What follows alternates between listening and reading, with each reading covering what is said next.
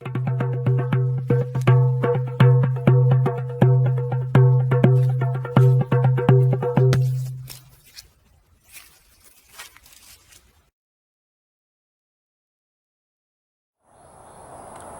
Ke'u no do'ohu. Jane tumo qua ameye Komi'u.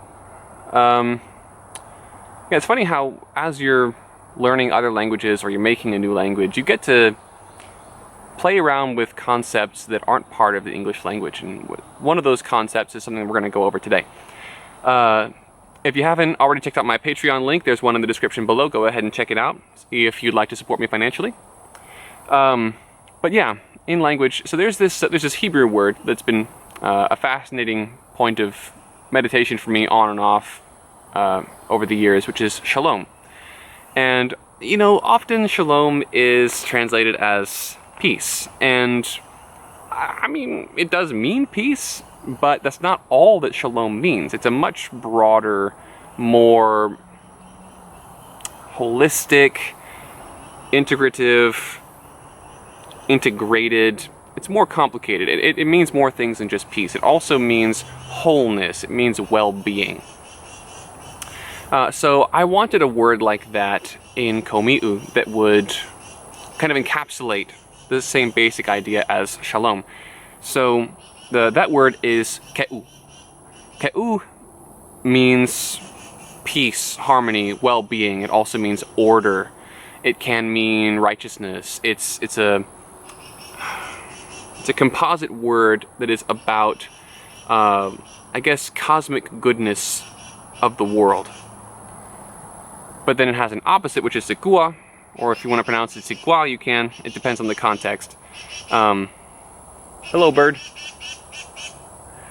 But Sikua would be harm, disorder, chaos, evil, things like that. The reason that I like these terms is because I feel like the notion of good and evil is sometimes, not all the time, but sometimes too simplistic for what I'm getting at with people. Because moral goodness is more about, is not completely about what is right and what is wrong. For example, if I see someone, let's say I'm doing a thru hike and I'm going up the Appalachian Trail. The person next to me takes a spill and gashes her knee open on some rocks. Okay, so I'm pulling out my first aid kit. I'm helping her up. I'm helping her patch it up, helping her get some antiseptic wipes, etc. Helping her get ready to go on to the next stop, the next town, and get some better help. The act of feeling compassion for her and reaching out and helping her in this way, there's more to it than just it's the right thing to do. It's also that this is going to bring her order and peace and well-being. It's going to bring me peace and order and well-being. It's going to bring peace and order and well-being to the world around us as this impact it has on me spreads out into the world around me as I interact with more people because of the impact it's had on me. As she interacts with more people and with the world at large because of the impact this has had on her, it will then spread because of her behavior following this point. She has the opportunity to spread Ke'u as she goes. The same is true of Sikua. So Sikua is, like I said, it's the opposite. When, let's say that if we were on that same trail, she's walking next to me, and she says something to me, and I'm having a bad day, and I put my hand on her face, and I shove her down a slope, that's Sikua. So it's not just that it's evil, and that was definitely a evil thing to do, but it's that doing that has passed chaos to her, it has passed disorder to her, it has passed harm to her, it has passed evil to her.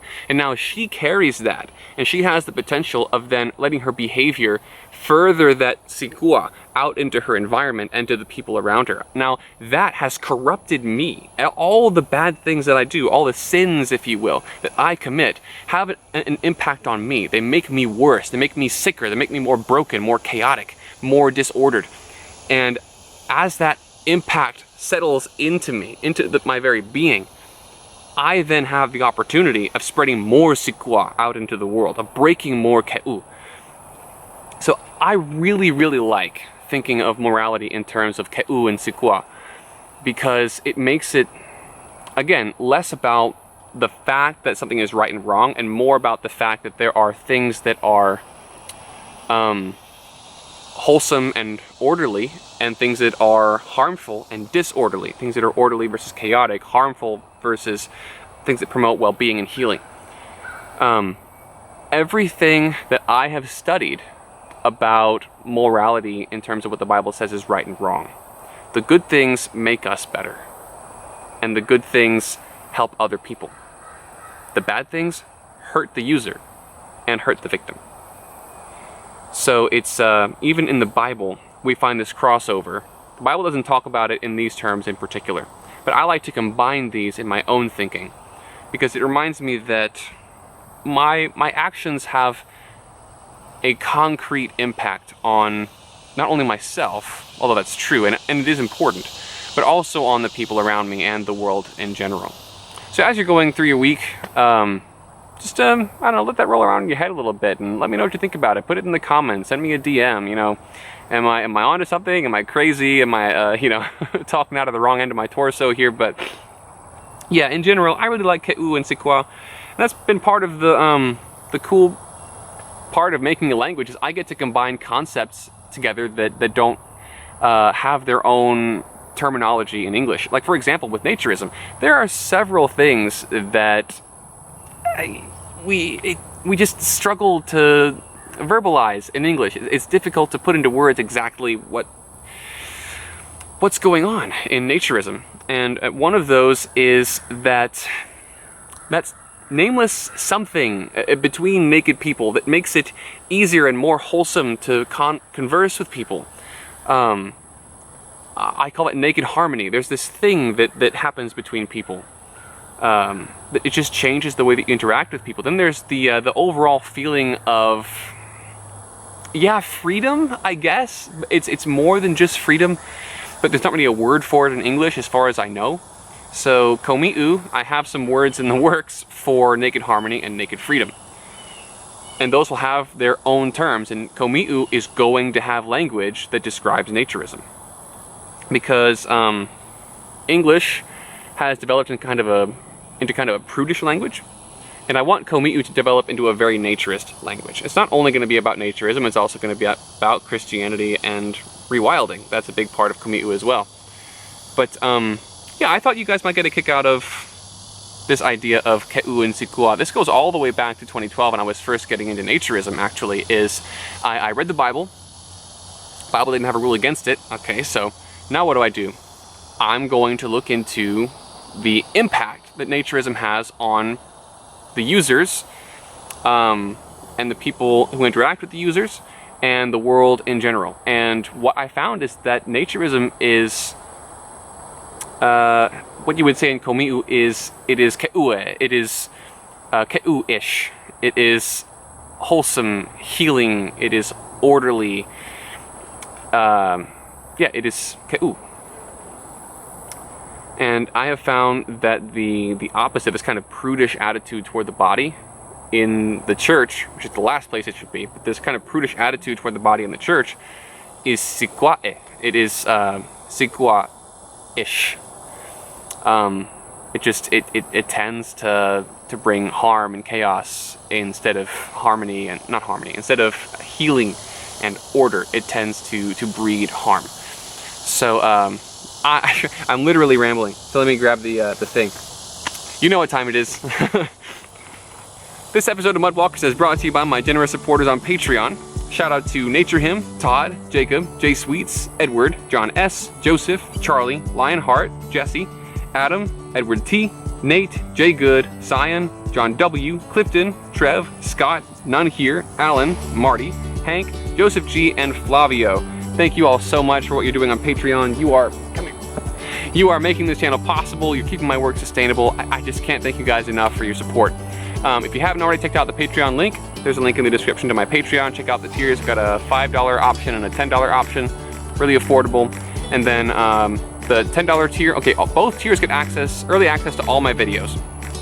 If I'm able to upload videos early, and I usually am, you get early access to those videos as soon as they're uploaded instead of when they are scheduled. I upload videos twice a week on Wednesdays and Saturdays.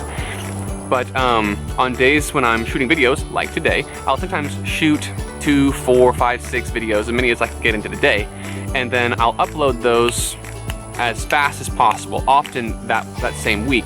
So you might get access to 6 videos in a week that will take, you know, what is that, like 3 weeks to to go live, depending on the backlog I already have built up. So you could end up with a lot of early access, but the best part of the Patreon is the $10 option gets access to a Zoom hangout with me and all the other $10 patrons.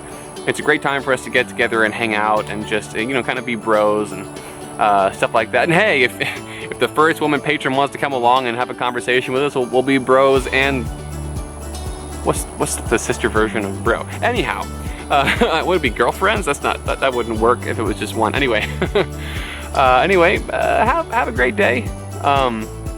You know, be blessed, get outside. I can't believe how nice it is out here today. I'm still sweaty, but I'm not dripping like I was before. It's really cooled off a lot.